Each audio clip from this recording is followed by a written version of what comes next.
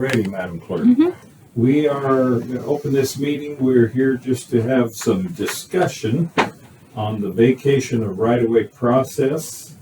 I think we talked a week or so ago. We started to have this discussion. I said this sounded like it'd be a good discussion for all of us, and then Tracy had to step out for a family thing. Okay. So two of us are here. So let's start off with Dan with some of the stuff you started to bring up to me the other day. Yeah, no worries. Dan Martinson, planning administrator for the record. We had in the past, we've had a number of vacations of right-of-way that have gone through the process, and some have been handled different than others. And so there's been a little bit of disparity there. And we've recently came where we have 4 different applications in the stage of processing down in P&Z. And so it came upon us that we needed to get some clarity on how to proceed, and in particular, so I think we have the process and the noticing and what's required of the applicant and those kinds of things. That's all not a problem. One of the key issues that has been historically a question, and I wanted to address it, was what to do about the value of the square footage of property that is being proposed to be vacated. So in a general sense, we have some sort of right-of-way that is the public right-of-way, and somebody's requesting to vacate a portion of it. There's a few different sections of Idaho code that address how to handle this, how to do the meetings.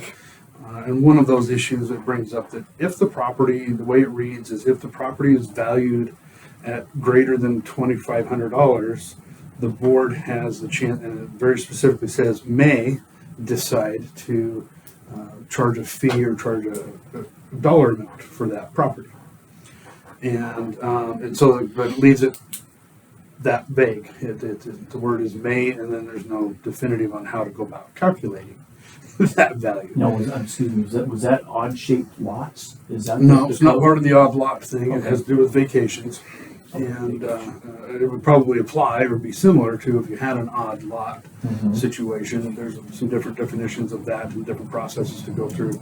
But you may be able to put a value on that as well. And part of this may be, the way to decide that later too. But what it came down to is, we've got an area of square footage that's in front of a property, and they're requesting to vacate it to them for their use. Is there a process, or is there going to be a desire to charge for that? These 4 applicants have all applied, and while we don't, of course, make any decisions, we tell people what we know, which is we've never charged in the past, but that doesn't mean they can't or won't, or that kind of thing. So before these people come to a hearing, before we're at the step of being able to schedule for those hearings, we wanted to give the folks some heads up on what they may or may not expect to see as a protocol for that, and for future discussions with people, because we think we're going to get a lot more of these, particularly down on the Joe with the Potlatch Road and stuff, that because that's such a wide right-of-way down there, we really anticipate over the years we're going to see more and more people wanting to own that property to make use of it, and that can be to our benefit as well, of course. Of course, what you're finding is that this vacation is not a detriment to the rest of the public, but is really only a value to the property owner in front of it. So it's part of what your decision making is when you're making this decision. So we wanted to kind of clarify that on if there's some discussion to be had about how to go about calculating that, if we're going to calculate it, or if you simply want to take it on a per case basis, and we'll take it as it comes. And I get it, some vacations may have a different story behind them, may have a different value to neighbors, might have a different value to the general public, and there needs to be some ability to decide that. Whereas many times, for instance, on the Joe, most of the time that property is only of value to the people that live in front of it. Unless there's accesses or bridges or culverts or any other infrastructure that's associated with that area, it's really of no other additional value. The county, of course, gets the value in now that it's accessible property, so that square footage would be added on to the assessable tax rolls after that vacation is completed. So then forevermore, that becomes part of the property, and there is revenue to be generated. Certainly it's a relatively nominal amount. But how to calculate the value of that property, it's not specified in building in Idaho code. And so I've had lots of consternation with it because it's kind of, you can't use market values. I don't believe you can use real estate values because that property is only valuable to that property owner. It's not valuable to the market. And so market rates shouldn't apply, I don't believe. It will be, whatever that parent parcel is being assessed at per square foot. We're going to add 1,000 square feet to it. That 1,000 square feet is going to get assessed at the same per square foot price that the current price is. I don't know that, any of these vacations are going to substantially change the value of the property as a whole. That would be up to the assessor to decide if that's the case. That might be part of the question here is this right of way going to substantially change the value of the property? And if so, by how much? And if that's a considerable gain, then maybe that is something to decide that maybe the county wants to get their share of it. So that was the gist of my biggest concern with these vacations is what to do about that so that we're not stumbling on that question during a hearing. So I brought this up to the prosecutor. We had a discussion. I think that we need to have a group discussion with him because if I understood him correctly, it would not be legal to charge somebody for a right of way. And yet you pointed out in the code where it mentioned that we may, that he said he did. If I understood him correctly, he was saying absolutely not. So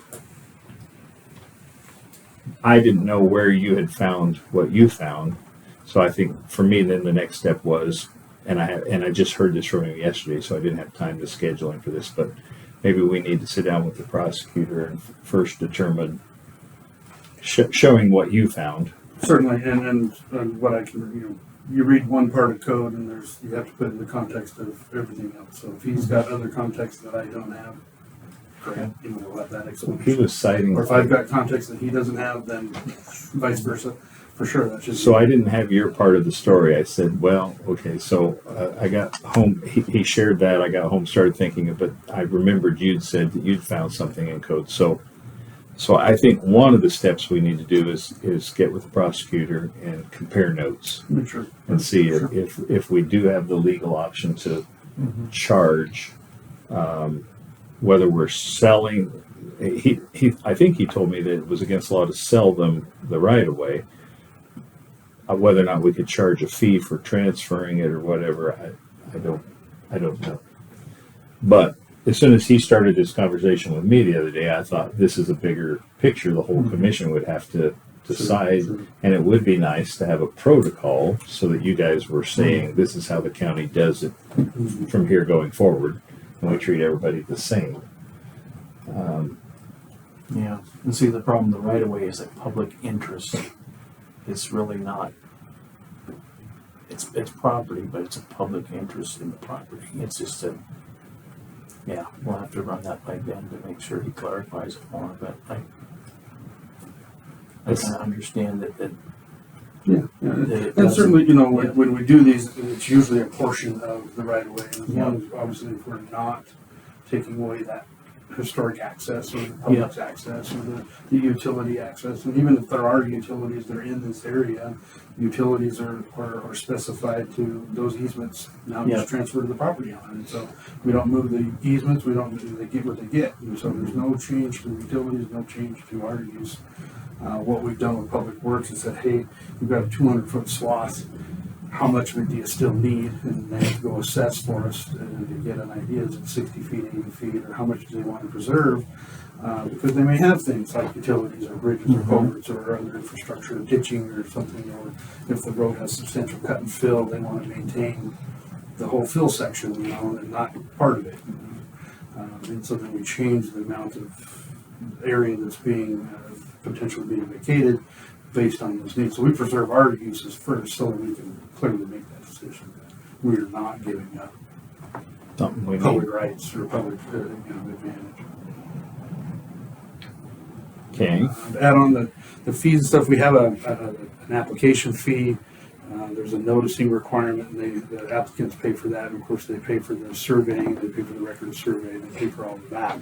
Doesn't cost the county anything but our time to work the process like any other land use application. But so we're not, county's not out anything Except for as far as that your goes. time and the hearing time and, Right, well, which is typically covered with those application fees, but okay. that's So what those are we for. may the So let's- application fee a little bit more. So there might be some opportunity there to explore increasing that fee to make it more warranted for the amount of time and effort, much like we've done with subdivisions and conditional use permits, any other land use.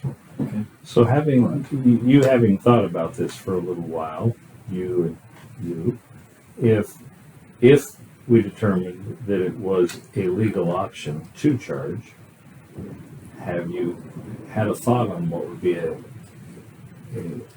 effective way of managing it? It would be, yes, I think if you have, you want some ability to make a judgment call, but in general, if you've got a property that's being assessed at, $1 a square foot, and you're gonna add 100 square feet onto it, that it would seem reasonable that property is worth $100. 100 square feet is worth $1 a square foot, so it's worth $100. That's to me is not a market value. It's sort of a market value because we're assessing your property as that. If you're going to sell your property tomorrow, that's part of the decision making on what that property is worth. So adding on X square feet to it, so utilizing whatever we are currently a per square foot cost we're assessing to that land value of that. Properties might have a nice home or lots of improvements, but if it's the land value portion of the property, then that might be reasonable and fair, is what I would do. Come up with, and that would be something we could tell people from the get-go: is you're proposing to acquire 10,000 square feet. This is what we think. We'll get a value from the assessor on what the land per square foot value is, and then we think that's an appropriate amount for that property, and then as a group, we make that decision if that's what's going. And do you know what is the fee charge right now for the paperwork? It's $100 for the application. They pay for the advertising, which is whatever the advertising is, its direct cost, which is usually 70 to 80 bucks. And then the mailing depends on how many people are within 300 feet of the property. Idaho Code's a little two-sided on that. One of them says only the abutting neighbor, and the other one says everybody within 300 feet of the property, which is, all the people behind them that may or may not have any interest in that, but the rest of the public has an interest. So we've opted to go with the 300-foot rule, which is what we do for all the other land use stuff. So anyway, there's an advertising. So sometimes that cost can be 30, 40, 50 bucks, worth of fees. But yeah, the application's 100 and the ancillary I think fees the application maybe just took a more. is more. I think They it's may a little raise- more they- off the. they did a new- notice what it is. They mean in December last year they did a new fee schedule. Yes, I think maybe it's just a little. Maybe it's $250 now. Okay. Okay. Any questions or thoughts from you on this one? I just wanted you to, once we started this discussion, I thought, well, it'd be very good to have us all. I think the idea that there is a county process, an approved process, that everybody gets the same, and if Dan's right and this happens more and more, it'd be good to do this sooner rather than later. Just that process. I agree. And maybe we, if we can't, we can look at our fees possibly and see what they, your hourly rate, because if it's more than the 5%, then we have to have a hearing like we did today on solid waste. So, and we can get that teed up if it goes the other way.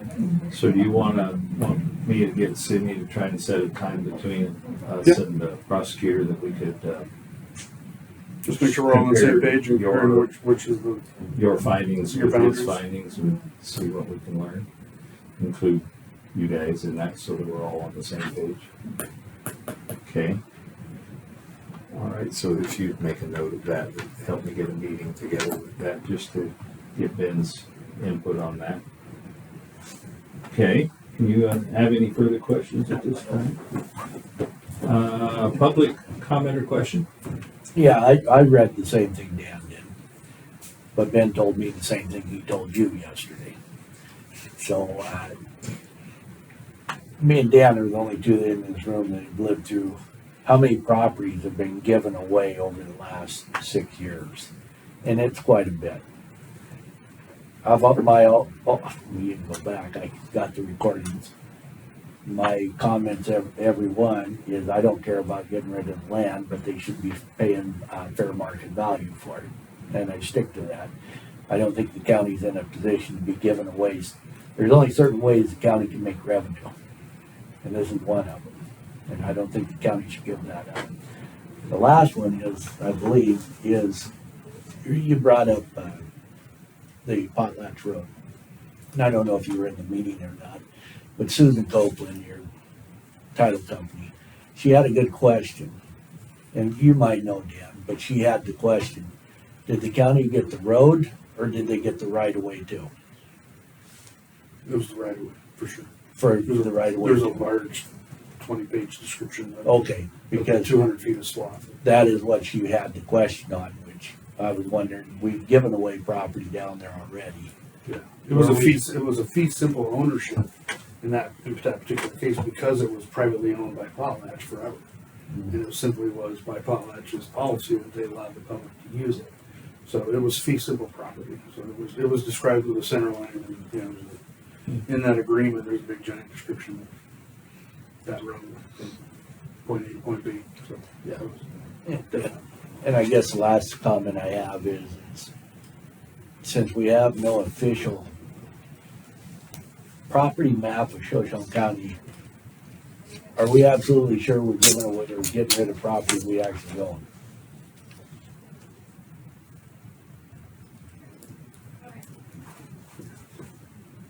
I guess that's good it. question to ask. I don't know how easy it is to answer. We should be verifying that obviously that our right of way is the right of way. And that becomes problematic sometimes because we have numerous areas where our right of way is prescriptive, that it has not been formally dedicated.